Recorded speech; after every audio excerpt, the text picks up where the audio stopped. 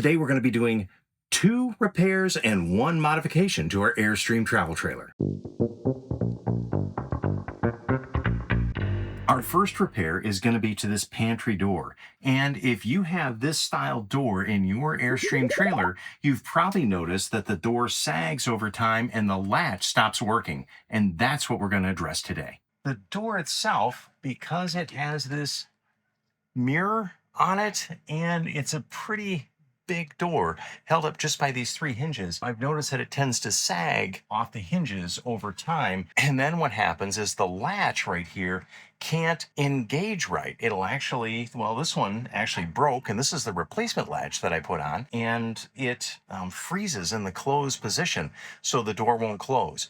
So I'm going to take off these hinges, I'm going to put them back in position, and the plan right now is to add a second one of these catches to help hold it in place. It only is going to sag due to the weight. If it's closed and it's latched properly, I don't really think it's going to be sagging, and it isn't open long enough for that to sag very much. But if you have this issue, we're going to see if we can come up with a good solution to repair this. If you're unfamiliar with these European style hinges, to release the hinge, you have to lift up on the door a little bit, and then it's this latch right here. You press this in and the hinge will come right off, and then you can access all of these mechanisms right in here. And then to put the door back on, if you notice that there's 2 little pins right here, there's one up here and one on the bottom, and then there's a little latch area right here. That has to engage behind that pin, and then the door will latch, sometimes with a bit of force, and that'll latch and become secure again. Now look at how this plate is bent right here. This is actually the top hinge piece, and here's the middle hinge piece, and you can see that the weight of the door has actually bent this piece out right here, and so we're gonna have to try to flatten that. The other thing that was going on is that there's 2 screws. One goes here and one goes here that holds it to this plate right here. So this plate goes like this. This fits on here. And then there's 2 screws that go on there. And 2 of the hinges were missing the screw on this side. And so the weight of the door would just flex that thing right over. And that's part of what was going on. So it wasn't sturdy enough to hold it. So now let's go bend this and we'll get this thing fixed. As you can see, all the hinge plates are flat, so we're going to work on reattaching everything back together. With a little bit of Loctite in the screw holes, hopefully the screws won't fall out again.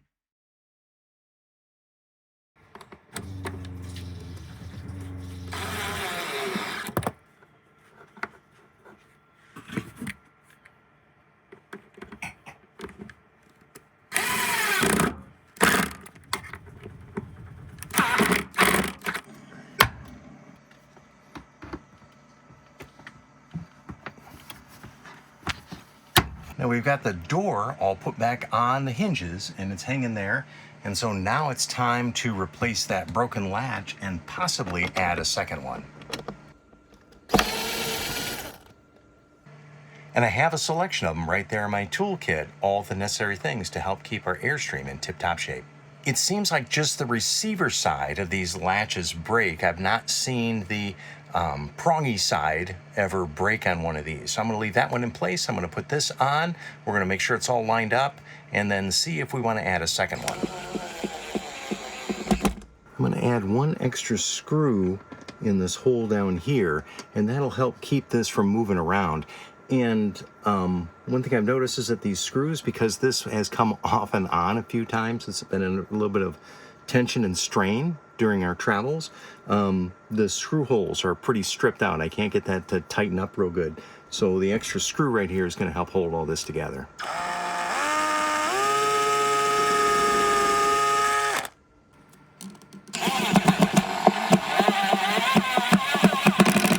After looking at that, I think I'm going to add that second latch. There's our 2 latches on the door and 2 on the receiver. And we close this. So we line up right there. And that is solid and seals up really nice.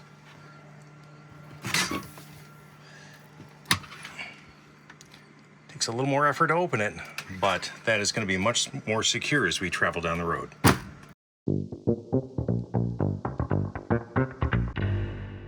And another quick fix I'm going to do is I'm going to change out these switches for the water heater.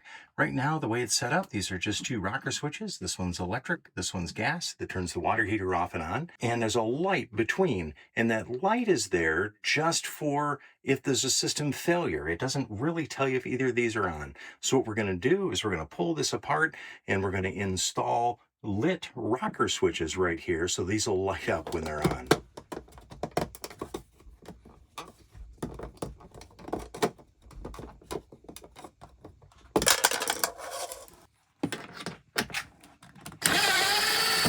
So I want to point something out about these switches as we're going to change them out.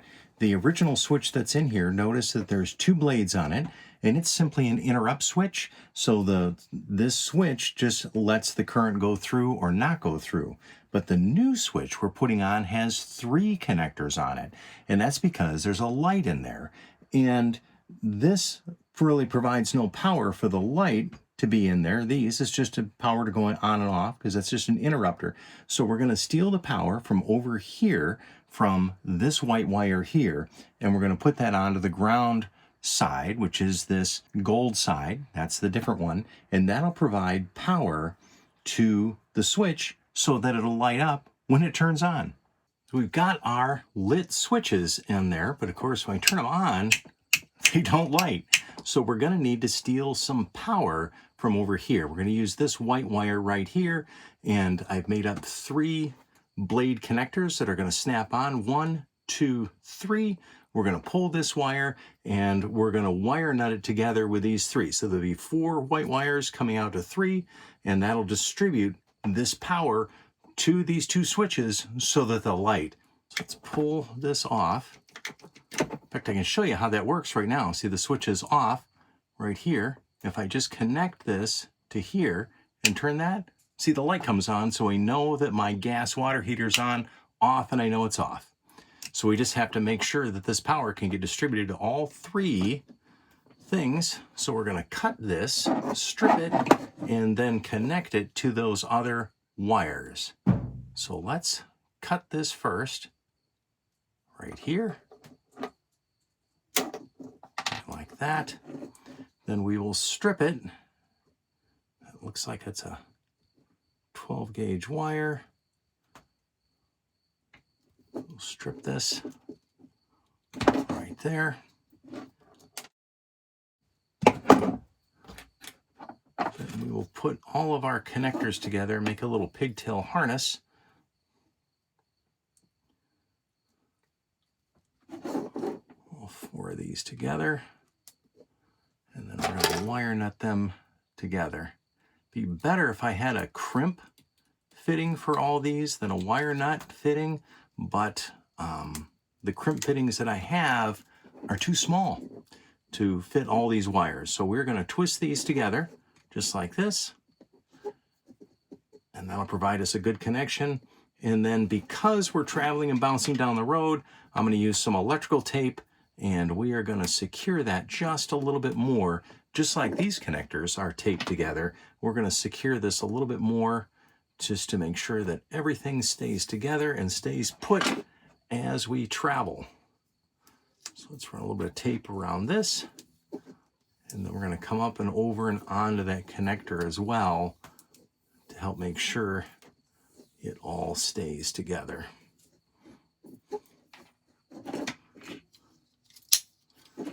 Cut the tape right there.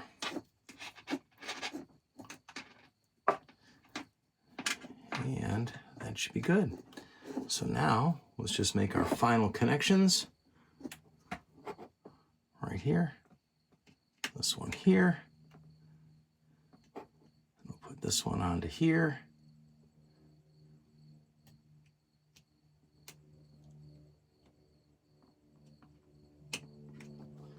And our final connection onto here.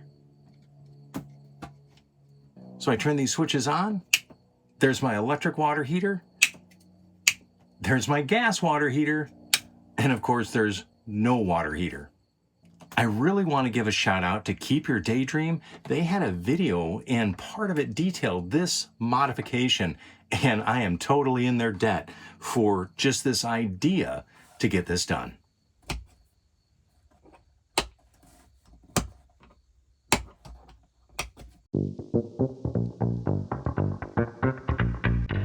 So another thing I need to do is I've got a couple rivets that have popped on the ceiling of the Airstream, so I'm going to replace the rivets.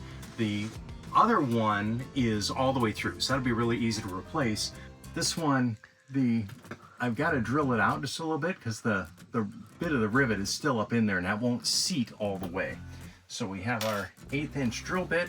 I'm going to use some paper towel that I've dampened a little bit, mainly because we don't have any paper plates. And then I'm just going to go up in here and I'm just going to drill that out.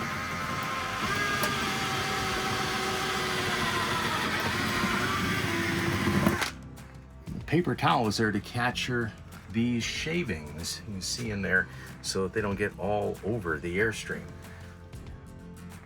This should fit up in there perfectly. So we're going to grab our rivet gun, which I've set somewhere. Red bag right here. So we'll use our rivet gun.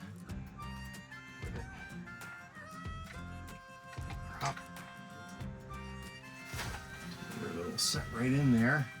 You simply insert that into the hole and then pull your handle and that'll seat it, and then a second pull will cut it, and there you go. So you can see this is a part that cuts off. So let's get the other one done right now.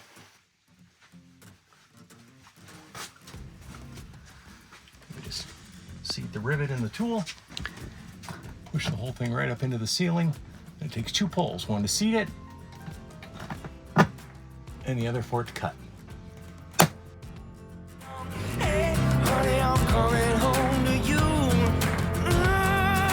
Hey, honey, I promise me that you're gonna leave the light on for me. Hey, honey, I'm coming home soon. You know what we're gonna do.